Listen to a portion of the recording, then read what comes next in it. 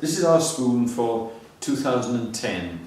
It's the burning question and it records some of the events of 2010. The Icelandic volcano, first of all, the name of it is on the top, and that of course the volcano spewed ash and prevented people from travelling that particular year. The miners of New Zealand and China unfortunately perished, and of course they failed to be rescued.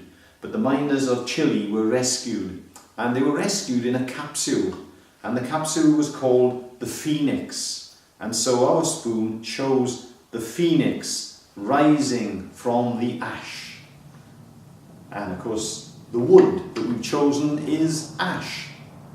Our spoon for the year 2011.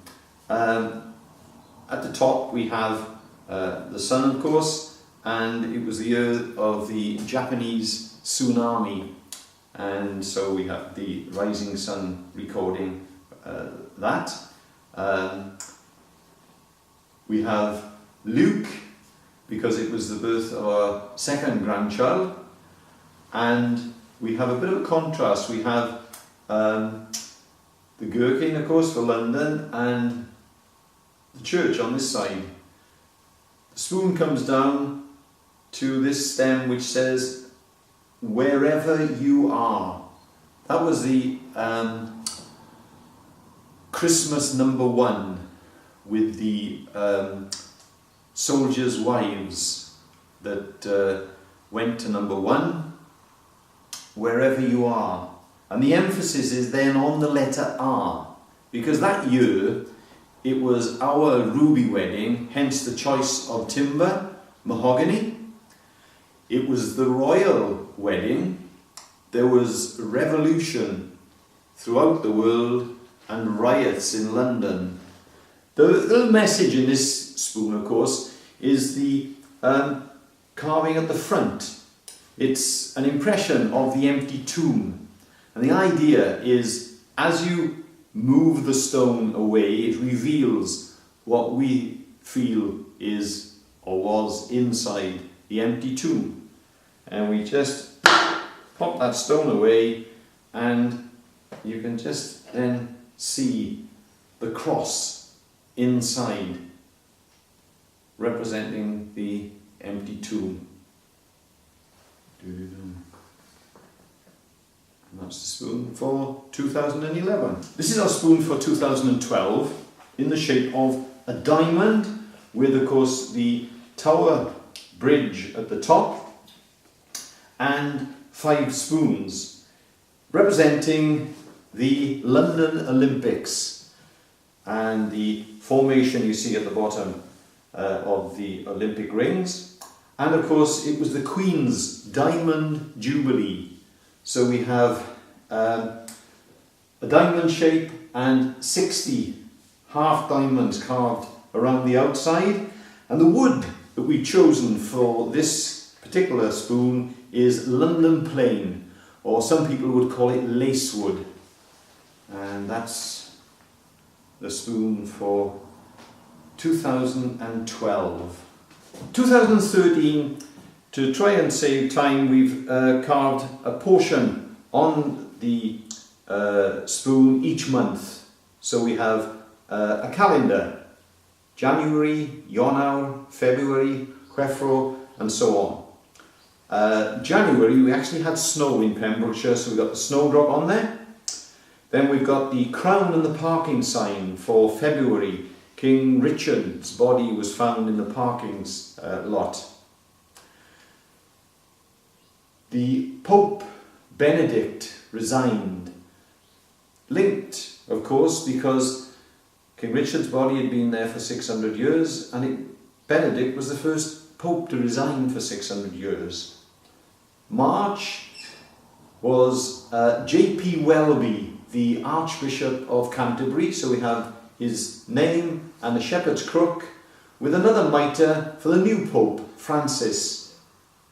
April was a little bit sombre. The question mark with the word legacy. What kind of legacy do you leave behind? My brother-in-law Leighton passed away, and also that year Margaret Thatcher passed away. The doctor who pioneered test tube babies also passed away, or at least one of them. And Anne Williams, the lady from Hillsborough, who pursued the authorities for justice for her son Kevin, linked of course to Thatcher.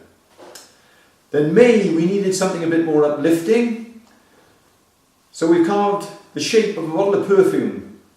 It was my wife's birthday and I remembered it. I bought her a bottle of perfume called Shock. She was shocked, and the biggest shock of all was the price of it. June, a horseshoe, a cup, and the name Estimate. The Queen's horse, first royal for 200 years to win the Ascot Gold Cup. Estimate. July, we have a tennis racket and a stork. The birth, the royal birth, George, and of course Andy Murray winning Wimbledon. Then we have August, an engagement ring. Enhorabuena, congratulations, llongyfarchiadau. It's Spanish, Welsh and English. David got engaged to Yolanda, and of course she comes from Spain. Then we have 2 bishops for September. One male, one female. They voted for female bishops in the Church of Wales. Postman Pat with a soul sign. They sold the post office. Jill, for November, has published a second book called Tolsham's Dream. And for December, we've got a Christmas tree and the story of Boniface, of course, with a little rainbow at the top, for Nelson Mandela passed away at the end of December. This year, 2014, started out wanting to get light into the wood. We'd chosen lime, and as the year progressed, people were asked to light a candle because it was 100 years since the beginning of the First World War. And with that theme, it took the shape of a lighthouse, first of all, and we have carved the words peace around what would have been the top of the lighthouse. And then, of course, we have a light inside, and because the wood is lime, what we're trying to do and say is to bring peace into the limelight. As we turn the light around, the light then, of course, pierces through the word peace, and so what we're doing is to bring peace into the limelight. My great uncle, of course, was killed in the First World War.